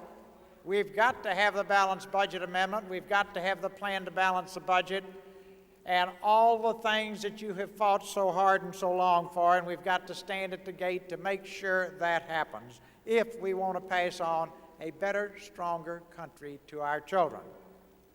We will make the 21st century the best in our country's history, but you and I have to stay on watch. We have to keep the pressure on, and as I've said 1,000 times to both parties when they say, what does it take to make all of you people go away? And that is, do all of this, and then we don't have anything to talk about, right? It's done. Thank you. You've worked night and day. You've done a tremendous job. Take a little break, and then we'll climb back in the ring and keep the pressure on to see that everybody keeps those promises, right? Great. Ross Perot on election night, 1996. Well, Doug Brinkley, he talked about the need for the people to keep the pressure on, but without a galvanizing figure. You've often pointed out to us the truth that now our national debt is 3 times what it was when Ross Perot was talking about it in 1992. What happened to the spirit and the energy of the people in that middle who were the Perotites or the Reform Party members? Well, I think that they're out there. I think they're called swing voters right now. I think many of them are independents. We have a lot of people that are independent and many people that don't really want to be associated with the Democratic or Republican Party, and Perot's legacy speaks to that. At the outset of the program, you mentioned Occupation Wall Street, people protesting on the left and Tea Party on the right, and it's about grassroots people getting engaged, getting involved, making themselves heard. So it's just not a group of moneyed people kind of running our democracy. There's a spirit to Ross Perot. I've never been convinced he was dead serious about winning the White House in 92 or 96. I feel that what he was trying to do, which many of these contenders have tried to do, some of the ones that weren't, just to stir things up, to get people to talk about issues, and he succeeded in that regard. You don't have to win the White House to make a difference. It's about getting into the arena, and he got beat up some, but he picked himself back up, and today he's probably the first citizen of Dallas with his business interest. And he created, just recently sold Dell, a few years back, for a fortune, some of his business innovations. And if you can't be in Dallas without being touched by his philanthropy, and you can't be in a veteran of American wars and not have a debt to Ross Perot too. So he's made a difference, and that's why he was sent the walking stick of bin Laden by our Naval SEALs. Let's take our next telephone call from Robert in Chagrin Falls, Ohio. Robert, you're on. Good evening. Hi, yes, and thank you for C-SPAN. I remember the 92 election well, and Ross Perot, he was a viable candidate. He was prescient in the deficit. He seemed to speak common sense. He was a patriot. He went to the Naval Academy, but he was tell me if I'm wrong, basically unelectable because he was mercurial. He started a company, EDS, but benefited from government contracts. He selected James Stockdale for his vice president, and that debate was a gunfight, and his candidate was not prepared for that. He dropped out of the race, claiming dirty tricks by the Republicans, and re-entered the race. He also had previously opposed Maya Lin for the Vietnam War Memorial and did it in a relatively nasty way. So you say that he wasn't a candidate who wasn't really trying to win, but I don't think he could have won. What do you think? I agree with that. I'm not sure it was possible to win in 92 or 96 against the Bill Clinton and the Democrats, and a incumbent president who had just won the Gulf War and saw the breakup of the Soviet Union, German reunification, and many other policy issues. So he was, as I've said a few times now, somebody trying to raise consciousness level on issues that he thought were important for the country. And the reason he's important to history is some of those issues that he raised in 92 are still with us today, and only in a more day-glow fashion than they were in 92. So it's there's some of these people, you can look at policies of things William Jennings Bryan said that later happened in the New Deal, or something that Charles Evan Hughes says that later reflects in the Eisenhower era. Perot raised some issues that we're still grappling with today, and it's always a reminder that we have a third-party option, that maybe sometime that if these other parties get too arrogant, there will be some voice from the heartland of America that comes up and strikes a different chord. And I worry that the debates now make it very hard for a third-party candidate to get into the mix. So Perot, in that regard, may be one of the last to have been able to pull something like that off. Carolyn Barta mentioned that Ross Perot in the summer of 92 had hired Ed Rollins and Ham Jordan, 2 veteran political operatives, to be involved in his campaign. after the '92 election, Ed Rollins, who continued in his political work and is still active today, talked a bit about his view of the Perot candidacy. We have a clip of that right now. The bottom line, it wasn't that Perot was difficult to deal with. It's that Perot never wanted to run that kind of a campaign. He always wanted to do what he did, run the last 30 days, and I think the reality, because that's all he thought he had to do. He thought, well, why should I waste all my money early when it really doesn't matter to the end? He never understood getting defined in a negative way during the summer. Obviously, the guy has a lot of paranoia. As they always say about paranoia, you only have to be right once to make it all worthwhile. But the bottom line is it just he didn't understand the political system, had a disdain for it, and so that made it more and more difficult when we were trying to argue what you had to do, how you dealt with the media, how you had to lay out your issues, how you had to define yourself. He saw that as traditional politics, and he was against traditional politics. Well, in the end, he ran a very short-lived traditional campaign in which he ended up getting very negative in the end and won 19% of the vote. If he would have run a real campaign, there was a very serious chance of this man being a very viable candidate for president, drawing an awful lot of support from both George Bush and Bill Clinton.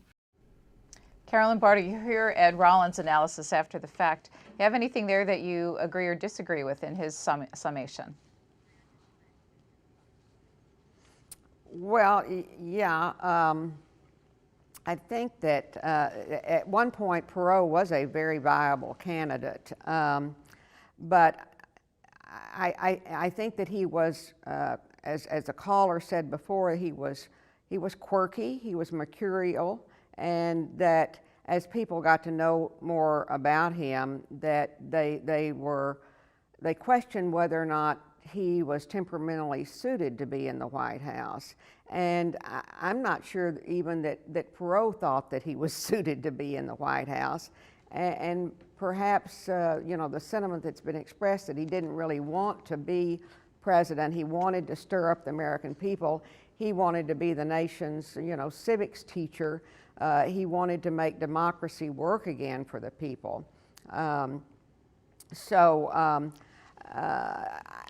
think that he resisted traditional politics in many ways for good reason.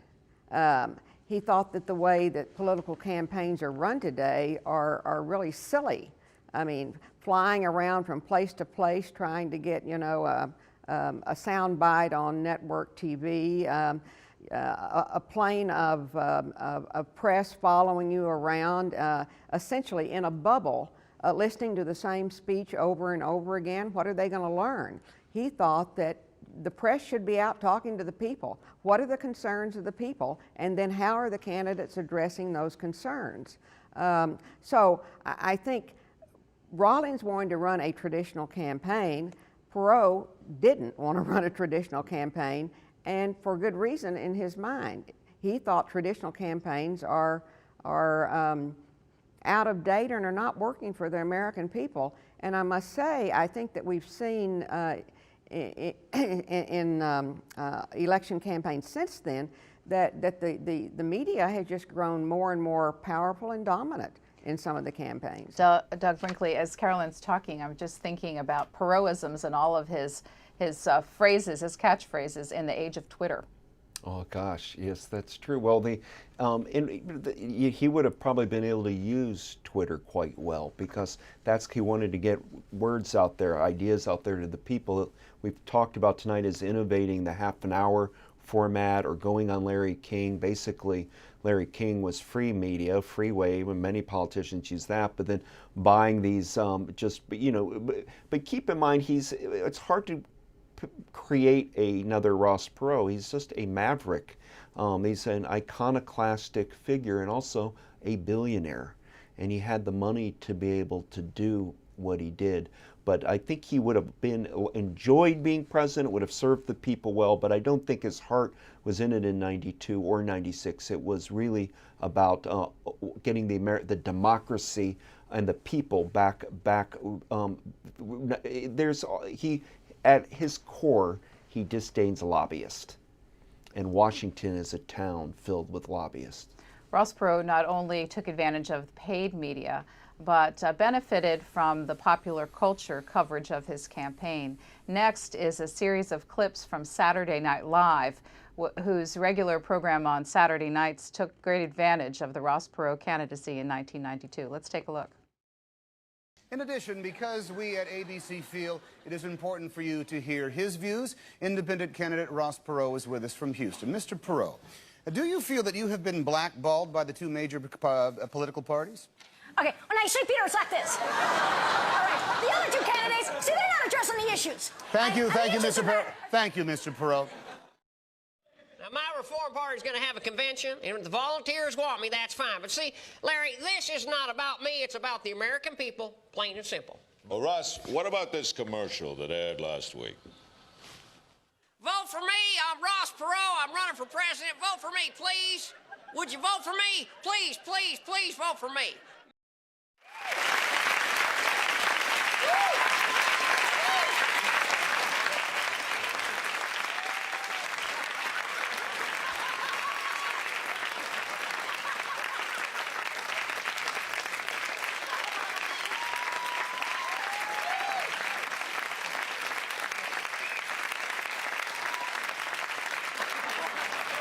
Now, this whole thing fascinates me, really. See, you don't have to be a PhD at Harvard to know that our kids are going to inherit a $4 trillion deficit. And that's just a crime, see. Now, if I'm president, we start cleaning up this mess on day one. It's going to take some sacrifice, no doubt about it. But I know the American people are ready to sacrifice as long as it's fair. This is your country. Let's take it back. Clips from Saturday Night Live in both 92 and 96, obviously, and all but the first was Dana Carvey portraying Ross Perot. We have about 10 minutes left in our contenders discussion of Ross Perot and his 1992 and 96 bids for the White House. Let's take our next phone call for our two guests. It's from Pleasantville, New York. Tony, you're on the air. Hi, good evening, Susan. How are you? Great, thanks. When Ross Perot, in the spring of 92, when Ross Perot was at about 32%, there had already been 3 books written about Ross Perot before most people even knew him. One was, you mentioned, Wings of Eagle. There was an biography by a Dallas News reporter called Ross Perot, and the best of the 3 at the time was Doron Levin's book, Irreconcilable Differences, Ross Perot versus General Motors. In May, as I said, in May, after he had announced and he was at 32%, I watched Sam Donaldson on This Week with David Brinkley make a statement about Ross Perot. The conversation around the round table was basically, this guy's at 32%. Do you think he can win? And Donaldson made a statement, something to the effect of, what do we know about this guy? He came out of nowhere. Now, at that time, the 3 books were in print already. Donaldson, noted for being a big mouth covering the White House, making probably $500,000 a year, to make a statement like that about Ross Perot. Had not even read the books probably to make a statement. Mr. Brinkley, what do you think about, and Ms. Barta, what do you think about ABC News allowing Sam Donaldson to make a statement like that and not following it up? Well, there's also a book by, I believe, Ken Gross on Perot. If anybody watching wants to read a real fine book, he was a New York journalist, and it's an excellent book on Perot. I don't know the moment you're talking about. Sam Donaldson, I thought, was a great and exciting commentator. Certainly during the Reagan years, he was always sticking the questions to President Reagan, and they ended up becoming great friends. He's really a journalistic legend, Sam Donaldson. So I wouldn't want to say anything negative about him, because I can't see the context of what you're talking about. But the spirit of it is, I understand what, you're making a good point.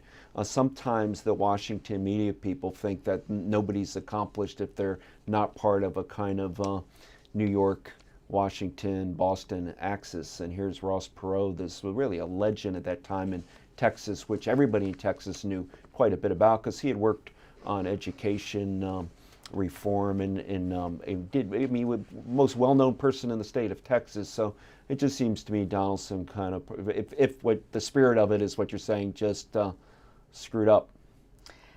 Carolyn, Barta, from 1996 on, after he lost the second time, how visible and involved in issues was Ross Perot? Did he essentially exit from the national stage, or did he stay involved? He pretty much exited, I think. He was not particularly involved in issues or in the Reform Party after that. I think, you know, 92 was really the unique time because of the sense of alienation that people had with government, the dissatisfaction with government, the economic problems. And then 96, as you said earlier, when things started to come back, the same political climate didn't exist anymore. So really, he did not, he wanted the people to stay active and involved, but the climate didn't exist for the kind of Perot phenomenon to happen again as it did in 92. And I think that was sort of his swan song. He got out after that. Sacramento, hello to Jason as we talk about Ross Perot. You're on. Hi, yeah. I just want to ask, how do you feel Perot would do in the 2013 election currently if he was on the same wavelength that he was on in 92? And another question, if you don't mind, was, I believe it was, we said 19% of the votes in 92 or something to That's that right. effect. I recall it being in the millions. I forget the number, but I know it wasn't too far behind for a third party. It was, you know, it was. Oh, thank you very much. Oh, there you go. My question is how is it possible that he didn't win one electoral vote?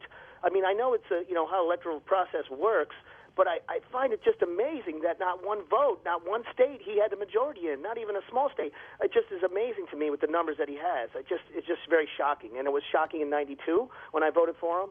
And it was shocking. It's shocking to look at the numbers again now. Hey, Jason, your first question about how he would do in the 2012 election. I mean, Mr. Perot is in his early 80s. Are you seriously interested in bringing him back into the process at this point? Thank you. Of course not now. But if it were 20 years later when he actually was, if he was the same as 92, would that? I see. How would he do if now? You could, I think if you it would could, be a landslide. I see. If you could take Ross Perot of that period and drop him into our current time frame, how would he do?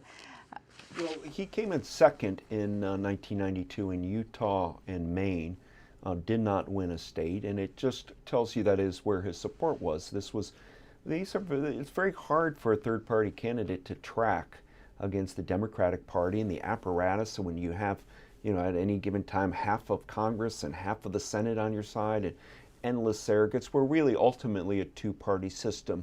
Once in a while, a third-party movement comes in there, and it's sort of a slap in the face to the other two parties.